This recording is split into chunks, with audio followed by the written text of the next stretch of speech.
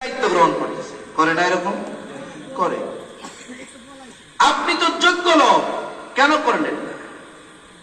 আবু দাউদে একটা হাদিস আছে, নবীজি সাল্লাল্লাহু আলাইহি ওয়াসাল্লাম বলেন, যখন তোমাদের কাউকে কোনো সরকারি দায়িত্ব দেওয়া হয়, রাষ্ট্রীয় দায়িত্ব দেওয়া হয়, কেউ যদি ওই দায়িত্বের সুদ পরিমাণ খেয়ানত করে, একটা সুদ দাম কত? কয় 1 টাকা।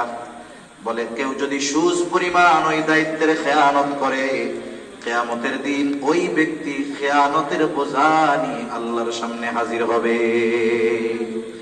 ইমাম আবু হানিফা বলেন, যেই দায়িত্ব আমি নেই নাই, কিয়ামতের দিন আল্লাহ তাআলা ওই দায়িত্বের ব্যাপারে আমাকে জিজ্ঞাসা করবে না, কিন্তু দায়িত্ব নেবার পর আমার দ্বারা অথবা আমার অধীনস্থদের দ্বারা যদি এই দায়িত্বের কোনো খেয়ানত হয়, কিয়ামতের দিন আমাকে আল্লাহ তাআলার সামনে জবাবদিহিতার কাঠগড়ায় দাঁড়ানো লাগবে।